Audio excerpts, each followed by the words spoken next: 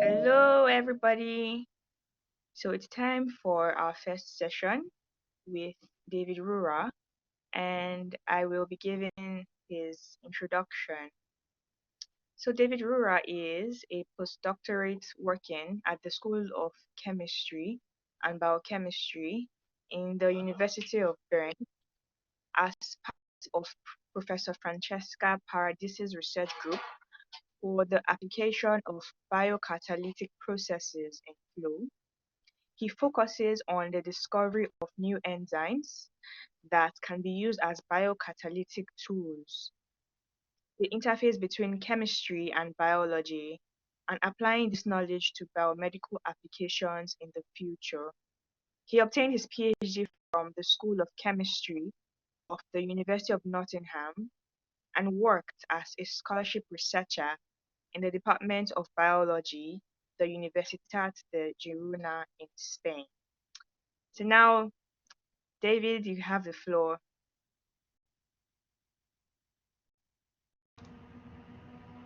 Thank you very much. I hope everyone's hearing me okay and that you can see the presentation. I think it's actually working. So yeah, thank you very much for the kind introduction. And first of all, I want also to thank you, the organizers of the conference, for giving me this opportunity to present what we do in the group to such a nice audience.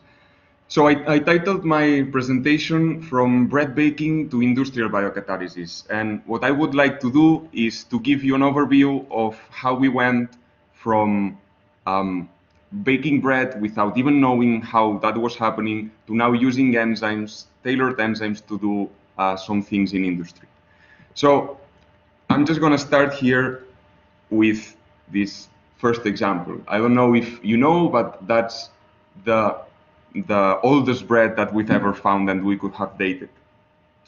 So it's clear that we as a civilization have been using biotransformations, which is the use of cells, enzymes, or derivatives to transform, in this case, flour into bread.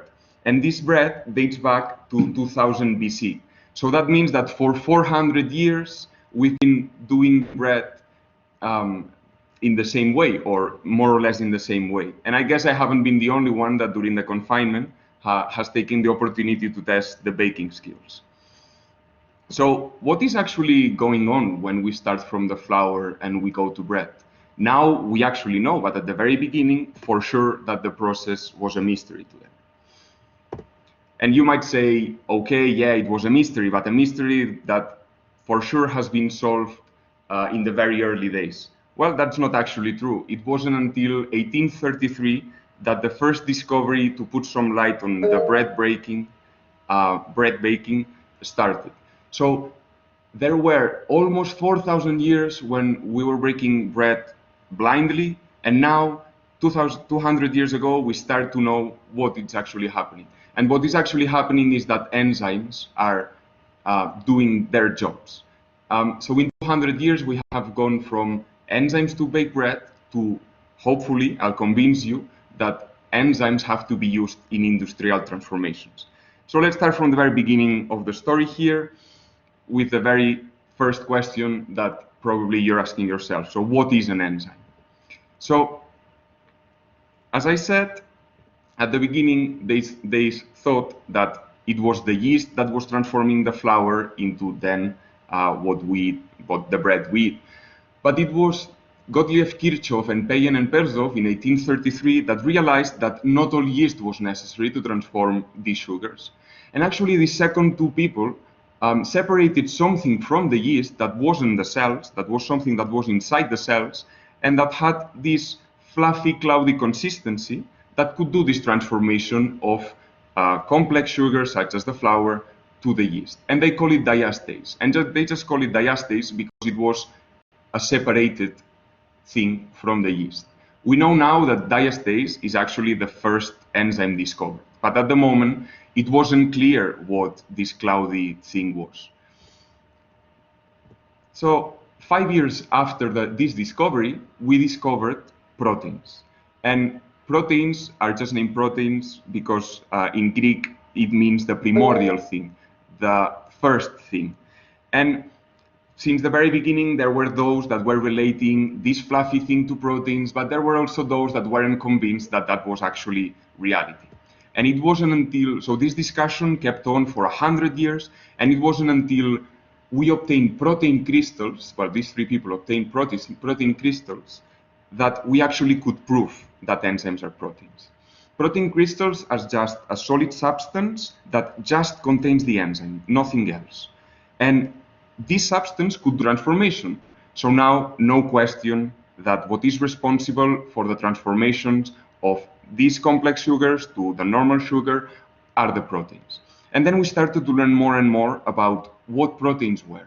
We started to know how they look like, and we realized that the structure they have is extremely organized, and this organization relates very well to the function they have. And we started to know what proteins were made of.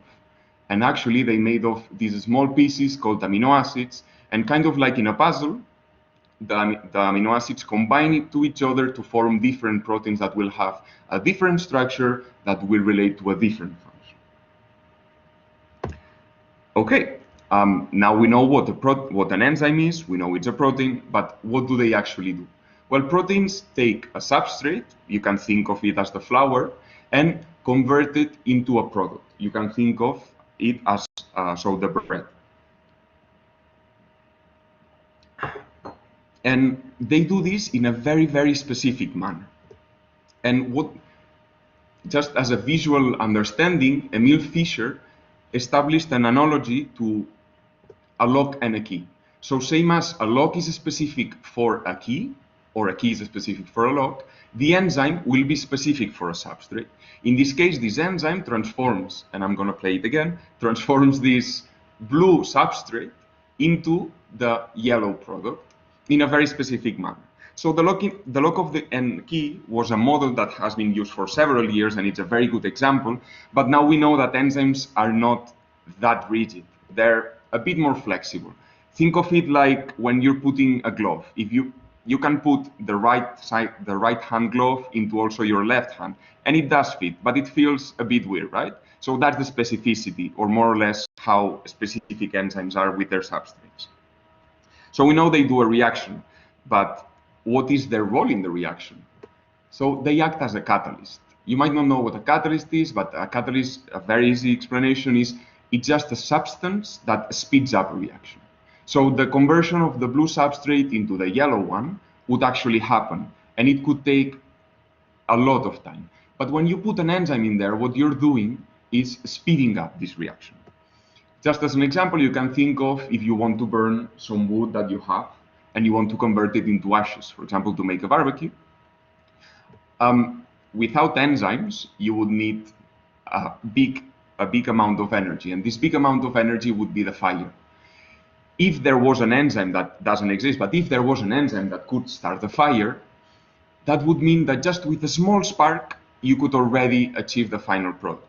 So enzymes speed up the reaction without getting consumed, and also lower the amount of energy needed for the reaction to happen. Okay, so we know what is an enzyme and what they do, but now how does the yeast cell know which enzyme it has to use, or which one to produce at each time? Well, they just follow the manual that all living things follow, which is DNA. It was in the 60s actually that the relation between enzymes and the DNA was established in a clear manner. And basically what happens is in your DNA you have these small portions that we call genes that have the information necessary for the cell to then produce a specific enzyme.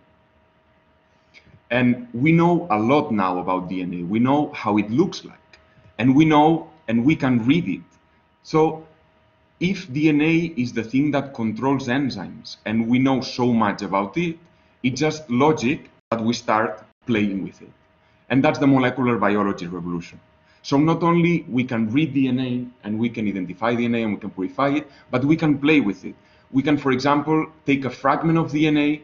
For example, imagine that this is a gene that has the information for a certain enzyme. So we can put it in another piece of DNA. And now we have a new construction that will have our information in there. And knowing more about gene regulation, we also know that there are some genes that are expressed kind of as an on-off button. Same as you turn on and off your lights at home, we can turn on and off the expression of some enzymes, so the production of some enzymes.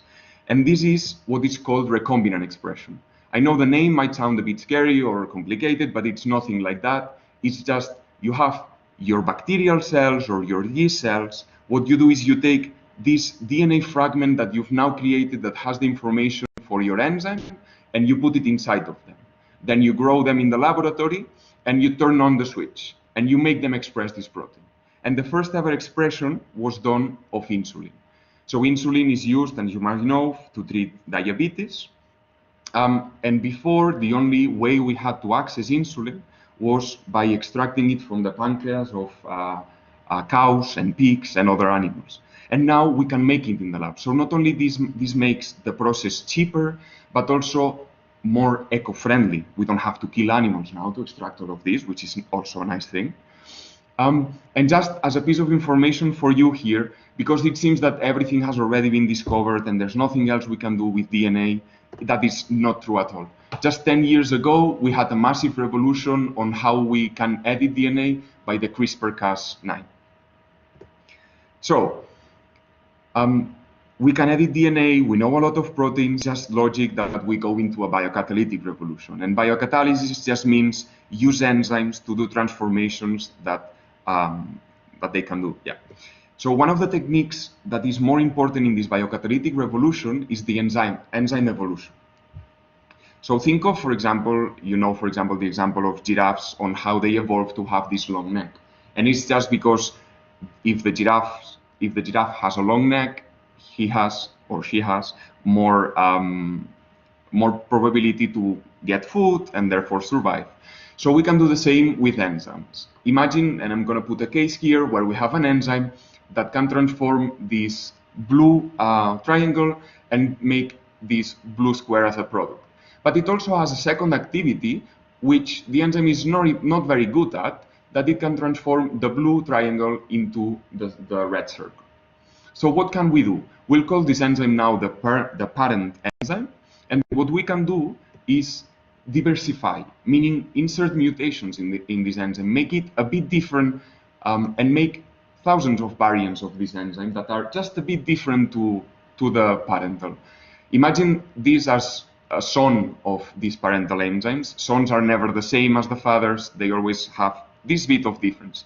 And what we can do is just select those enzymes that have the properties that we want. In this case, those enzymes that have the capacity now to go to the red product.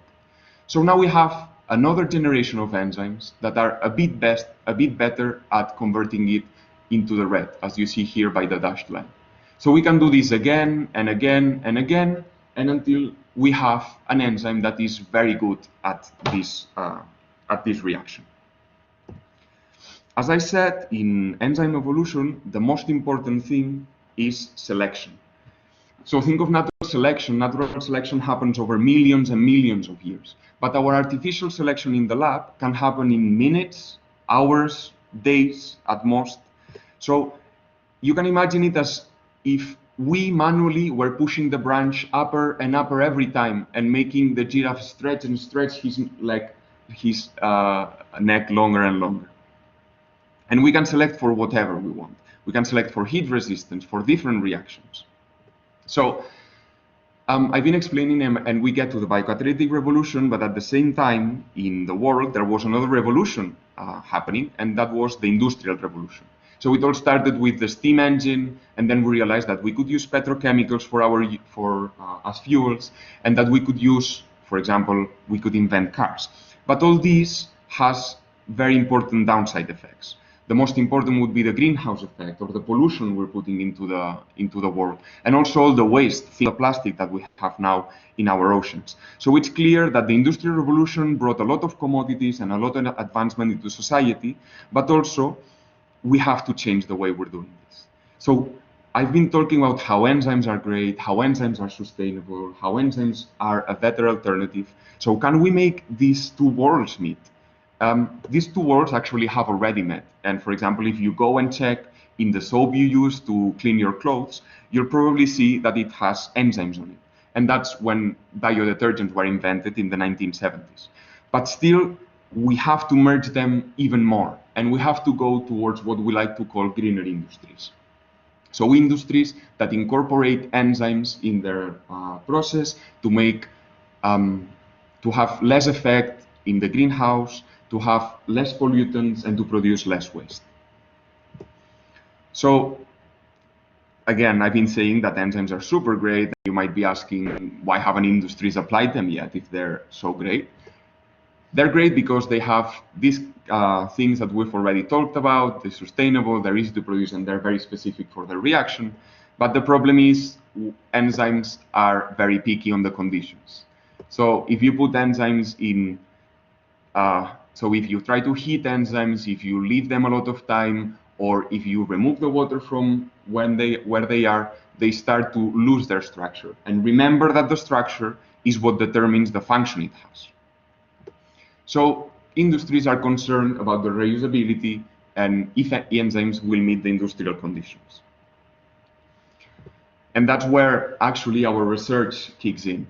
We can make these ends meet. So for example, imagine a very cold day, as it is today here in Switzerland at least. You don't just stay outside and wait until you're frozen. You'd go home, protect yourself, cover yourself with a blanket. We can do the same with enzymes. We can, for example, trap them inside fatty bubbles, or we can link them together and create a stronger community of enzymes, or we can bind these enzymes into a particle to make them resist better. So here you have how it really looks like. The green dots would be the enzyme, and the black thing would be the particle. In our group, we tend to go to the binding, and we tend to use more the binding because of its advantages compared to the other ones. Because of its reusability, because it creates a very robust preparation, and also because you have the enzyme facing the media, so there is no problem of the substrate, for example, going in and out of the bubble. And now I'm just going to put just two examples of enzymes that have been used in industry, and then I'm going to start with what we do in the lab. So the two enzymes, as I said before, have met before. The thing is, it's not a general thing. So for example, you might know penicillin, that is an antibiotic, and Bayer has been using since the 1970s an enzyme to break down this penicillin. And they've been using an enzyme because penicillin is extremely complex as a molecule. And to do this reaction by chemical means is very, very difficult. But enzymes, again, are very specific for their substrate. So you can use this enzyme to transform penicillin into the beta-lactam core. That then allows industries to access what we call the second generation antibiotics. If you've been to the dentist in the latest times, yeah, you've probably been given amoxicillin to prevent infections. But what if the enzyme that you want is not natural? Then that's the case of BASF in 2010. They wanted to have an enzymatic synthesis of sitagliptin, that is a drug to treat diabetes, and there wasn't a natural enzyme to do that, so they applied what we talked about before. They applied enzyme evolution. They took an enzyme that had some activity but wasn't very great at doing so, and then via 2 rounds or 5, well actually 5 rounds of enzyme evolution, they selected at the end an enzyme that had the good activity and that could meet the industrial conditions. And now they have a process that is more sustainable and that reduces the cost associated to do sitagliptin. So why this limited applicability, I've been saying? Well, the two things that I already said, the reusability and the enzymes that have to meet industrial conditions, but also there is a problem related to industries themselves. They don't want to spend the money to develop a new enzymatic process, and they're very reluctant to change methods that they know already work. And that's where our group comes in. And our group says to industries and to the world, we can do it. We know that enzymes are the future of this. So, what do we do in our lab? Just in 3 points. First of all, we want to discover new enzymes that are extremely robust, or take enzymes and evolve them towards this robustness, or take enzymes and immobilize them towards this robustness. The second thing we do is we take very cheap starting materials and we try to make molecules that are extremely valuable. For example, think about if you could take flour and you could make directly a cake. That would be super nice. And we use the immobilized biocatalyst to do that. And also, one of the ideas that guides our group is the continuity of the process. So instead of using flour, making one bread, then using another batch of flour, making the second bread, and so on and so forth, what we're trying to do is a never-ending bread machine. So imagine that you were pouring flour all the time and you were getting bread all the time. That would be super cool. I'll start now just with one example of what we do in the lab. So almost 2 years ago, we started looking at different molecules that have interest for industry, right? So anesthetics, for example. And we saw that there was this pattern that seemed to be in both of them. Fair enough. And then we look at anti-cancer, and they have the same pattern. And then we look at antibiotics, and they have the same pattern. So clearly, this molecule has to be important, and actually it is, and it's called L-pipecolic acid. And because these two antibiotics here are natural products, there has to be a natural way to do it. So for sure, there are enzymes implicated in making this.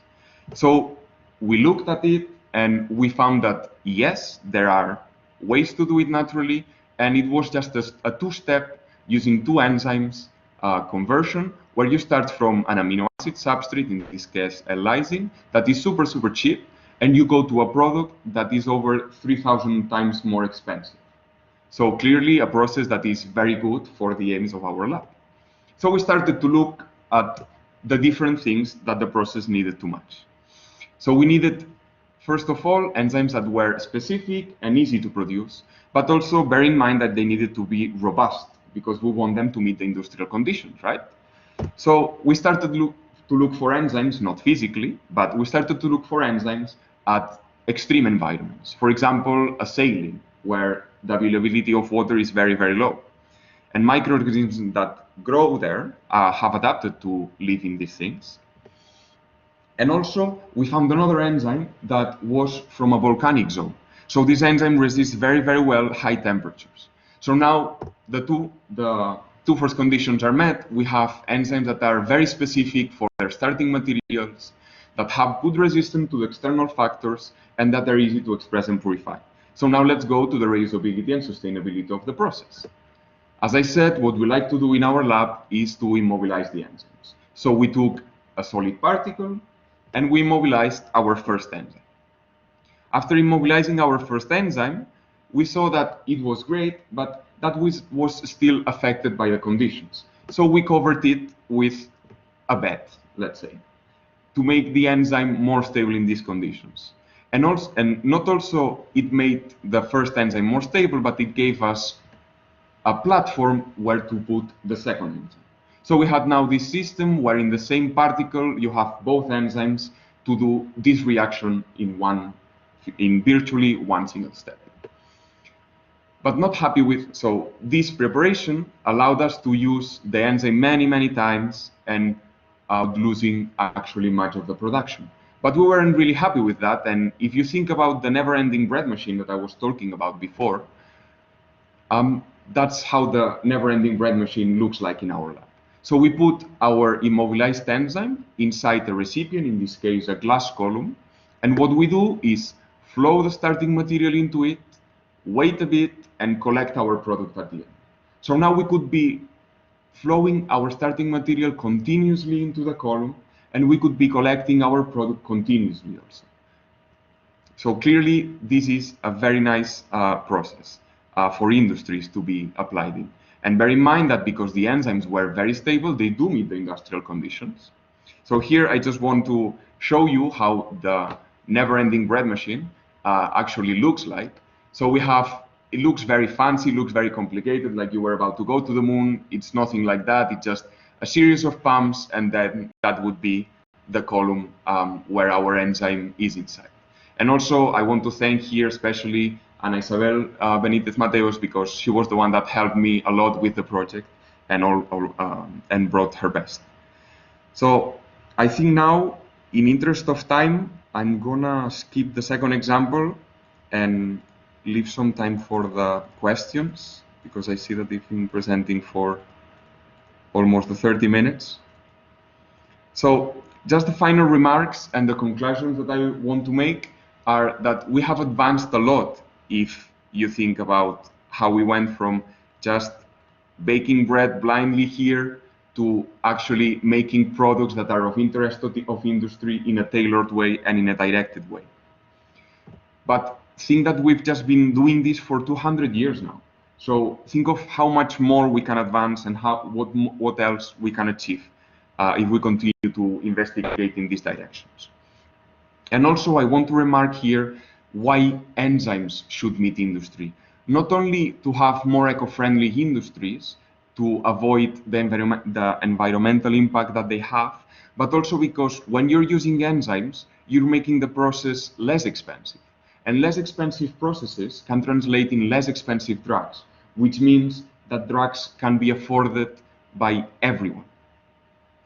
So yeah, just to finish, my own timeline, as in the introduction, it was very well said. I started studying biology in a small city um, in Girona. Then I moved to Nottingham, where I have to thank with all my heart Professor Paradisi for accepting me for the PhD, and all the people in the lab, especially Dr. Benitez Mateos, Dr. Content, and Dr. Haggerty for their help during the PhD, and obviously all group members, and the University of Nottingham and the BBSRC to support our research. And yeah, a year ago, we moved to Bern, where we are now, surrounded by these beautiful mountains, and thank again the University of Bern for taking us in. So yeah, I'm open, very happy to answer any questions that you might have, or to clarify any points that I haven't explained in enough detail. So thank you very much. Okay, so I'm seeing people are saying that you cleared up every aspect clearly. So the talk was amazing. So now Diane is asking, how long does it take for enzymes to be modified and specialized? Okay. So actually, it depends a lot on the enzyme you're working with. But I would say that groups that are specialized on that, they have robots that actually do that very, very fast. So in a matter of weeks, months, you can go from an enzyme that has very poor activity to an enzyme that is very good at what you want. It's just a matter of how fast can you do the selection, how efficient you are on selecting the good ones, and how good you are on then collecting all the data and putting it together. So I would say from weeks to months, not more than that. Okay, amazing. Thank you so much, David. So I Thank think you we've so much. cleared all the questions now. Perfect. Yeah. Have a great day. Thank you for your presentation. Thank you for the opportunity. Hope you all the best for this conference.